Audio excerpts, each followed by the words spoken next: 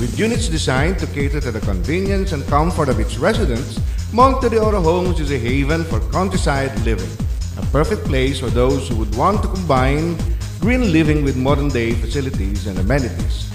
Our model unit types: row house,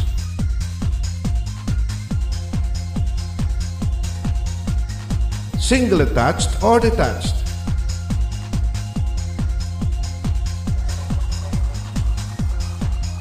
townhouse,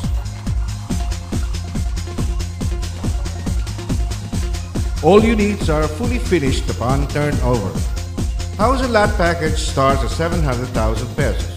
Housing loan can be made through banks and our leading partner, Pag-ibig Fund, with monthly amortization as low as 4,500 pesos or just 145 pesos a day. HLURB licensed to sell 21191.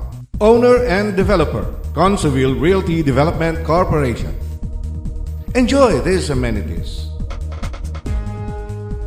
And with a flood-free strategic location with close proximity to almost everything, it is surely a home for ideal family living.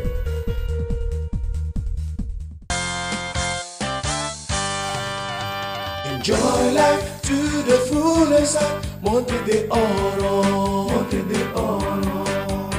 Enjoy life to the fullest at Monte de Oro, Monte de Oro.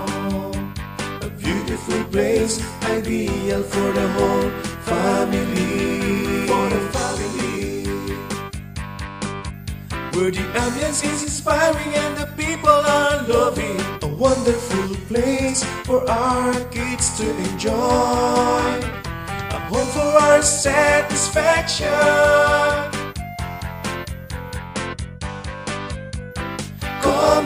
Come home, let's enjoy life worth living at Monte de Oro.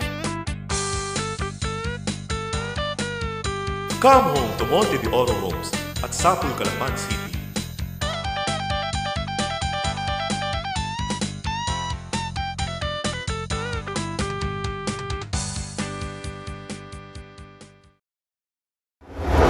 Matatandaan na nitong buwan ng Hunyo ng halos magkakasunod na nakawan ang naitala ng pulisya sa lungsod. Hanggang sa kasalukuyan ay wala pa ring linaw ang ilang mga malalaking insidente ng nakawan. Gaya na lamang na makatatlong beses na pagnanakaw sa isang cellphone shop at maging ang pagnanakaw ng baterya ng isang ambulansya sa loob mismo ng Kapitolyo. Kaugnay nito muli pang nadagdagan ang kasong robbery sa lungsod matapos ang madiskubre na nanakawan naman ang butika ng lalawigan sa may barangay Camilmil, lungsod ng Calapan, umaga nitong 28 ng taong kasalukuyan, kung saan natangay ng mga kawatan ang handy cash metal box na may petty cash na nagkakahalaga ng humigit kumulang sa 24,000 pesos. Ayon naman kay CTPNP Chief Police Chief Inspector Christopher Abesha, umaabot na ng 20 ang kaso ng theft and robbery sa lungsod sa loob lamang ng 2 buwan. Kung kaya't isang pagpupulong ang kanyang isinagawa sa pagitan ng nabanggit na opisyal at ng lahat ng mga investigador ng pulisya sa lungsod upang talakayin ang mga nararapat na gawin upang masugpo ang ganitong kaso. Sa kabila ng kanilang kampanya hinggil dito, mas tumaas ang bilang ng ganitong insidente, kung kaya't mensahe niya sa mga kapulisan na maging agresibo at alerto sa pagganap ng kanilang tungkulin at ang masusing pagmamatyag ng lahat ng mga mamayan sa kanilang lugar.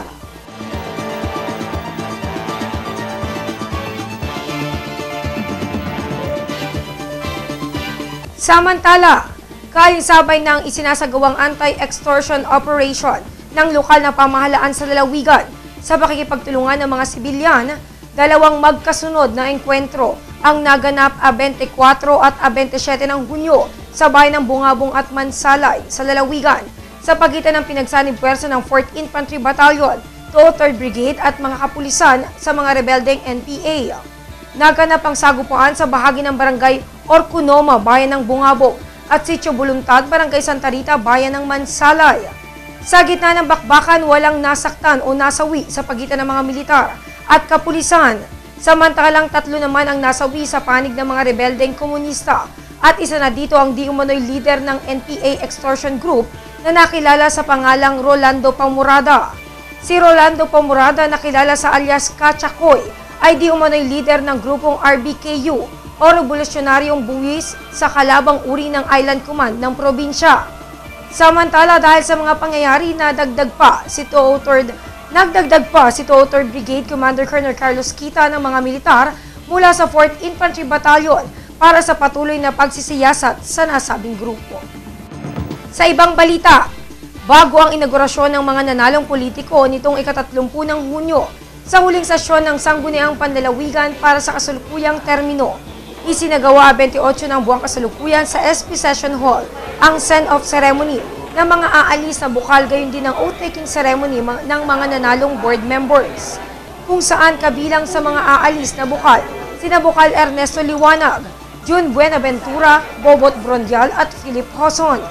Kabilang naman sa mga bagong bukal na nanumpa kay Judge Manuel Luna ay sina Flor de Rojas, Ryan Arago at Martin Buenaventura, kasabay ang re-elected board members na sina Bukal Abraham Abas, Romeo Infantado, Ramil Di Mapilis, Ferdinand Solier at Cory Agarao, habang hindi naman nakadalo sina Patrick De La Rosa at Robert Concepcion na sinaksihan ni Governor-elect Alfonso Imali Jr.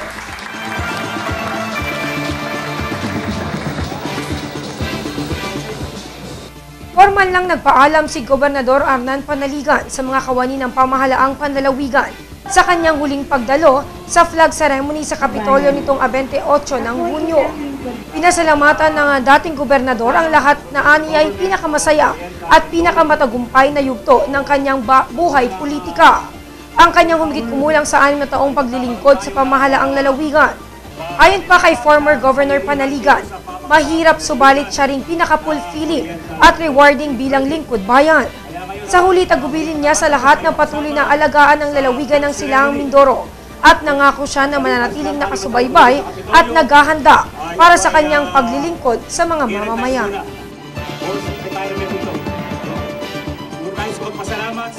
Magbabalik po ang TVNet Weekend Report. Bakit ka kasi kumabit? Alam mong di tama yan, di ba? Huwag ka nang gumamit ng pag-aari ng iba. Nakakaperwisyo ka sa mga legal na cable. Lumalabo ang signal nila. Mahiya ka naman, hoy. Illegal na cable mo, putulin na. Ano, gusto mo bang umabot pa sa kulungan?